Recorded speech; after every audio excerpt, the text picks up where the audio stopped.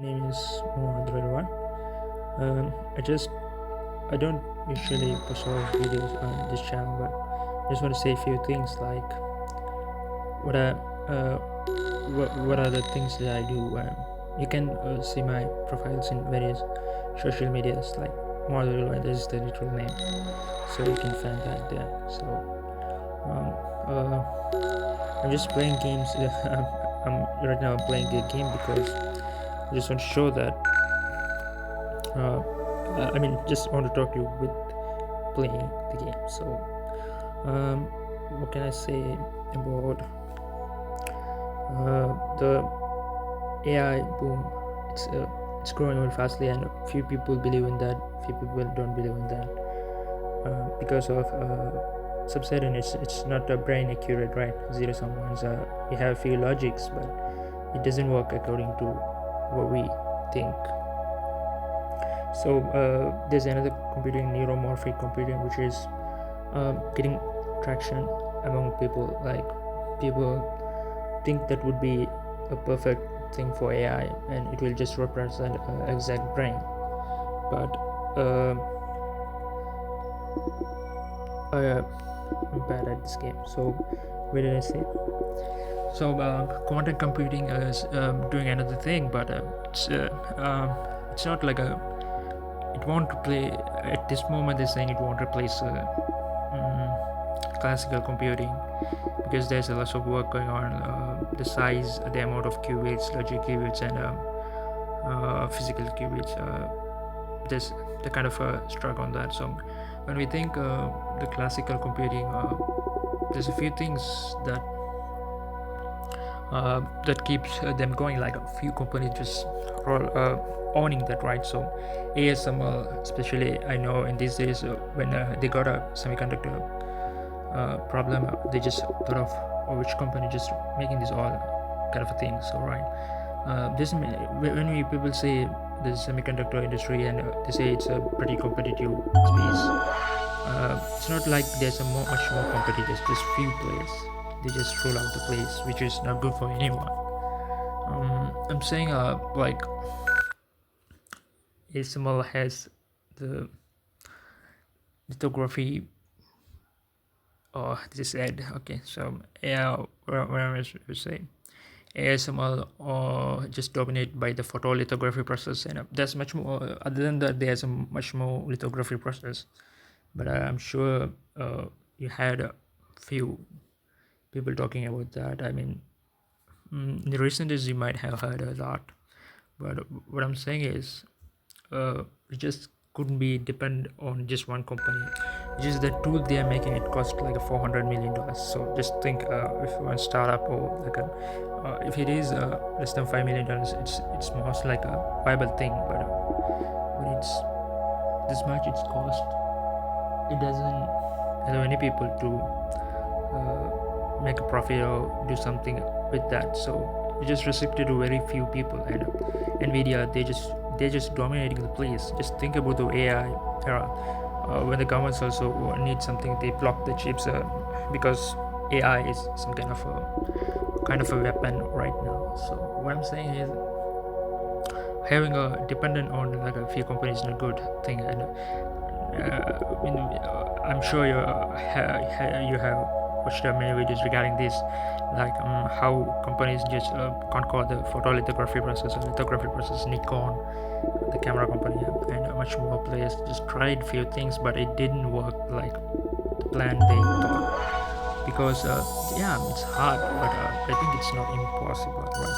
So most people think about the next SaaS. I'm not saying I'm not against like a SaaS. We need applications. It doesn't mean anything like if we have a system without exact application. So I truly believe that yeah, right now the AI can boost designing stuff like in the EDA side. It can make some changes. Of course, I just believe in that, and I encourage people to make much more applications. But when they say hardware, is they think it's not. It's a hard thing. They will say it's a hard thing, hardware. So what I'm saying is like you should do that because what is the threatening the busy thing, right? So and there is the pressing problem. Without you improving hardware, how far you can go, like with the algorithms and with software. I'm saying without improving the hardware you cannot go anywhere, and if you want to see some big breakthrough, you have to see that from hardware side, which will impact the software side. So I'm saying use the AI for new materials and like physics stuff, and yeah, new kind of to find a new materials to process hard simulations. So you can use that for that. What else I think? The electron beam lithography process, which is restricted. It's much cheaper when you compare to photolithography process, because it seems the right option because but it's not a mass produce.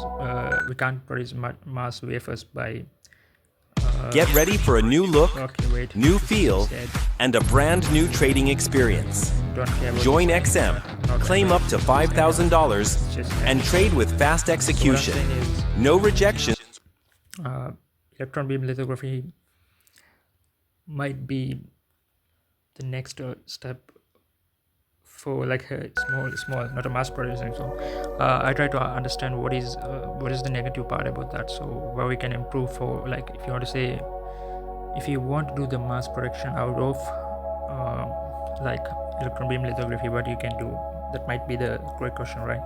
So what are the steps, why it couldn't be done? It might be a great question to ask, right? What is stopping that? I'm just thinking, like, what did it missed? I couldn't think of like what it missed, but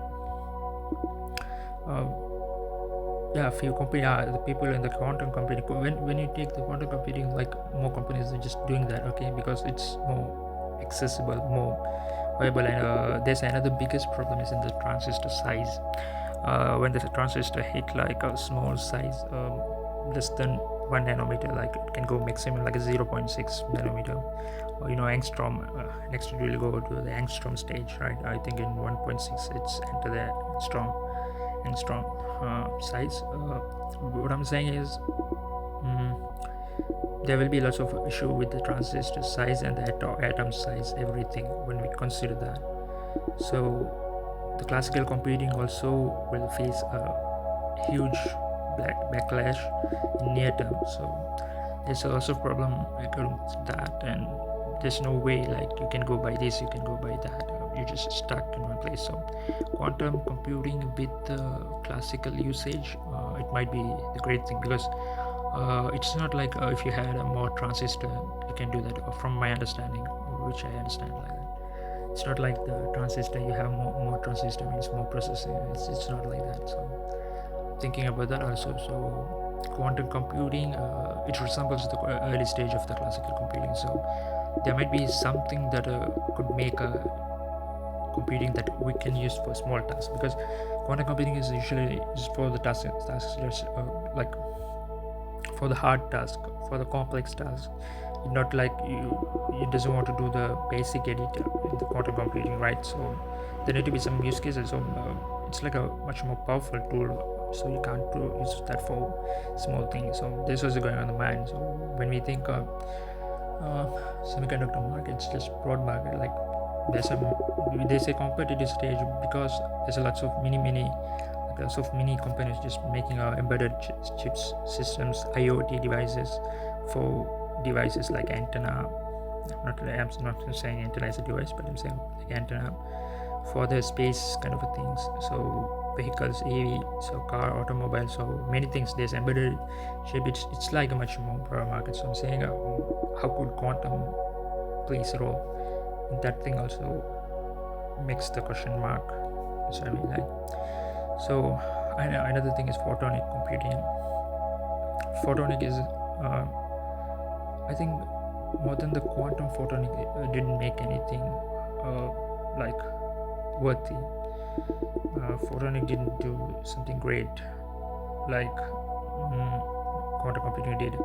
Light matter, I'm sure you heard about them. They're going to go public and all.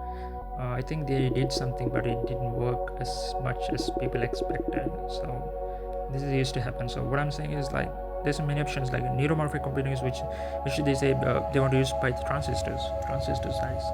So when it's for me the problem is when you go back to the transistors, you just again depend on the size thing. So I'm not saying you can't go this beyond the small like a small like a miniaturized size. You can't go beyond that. I'm saying you can, but there's issue with the transistors. So I'm saying transistor is the issue.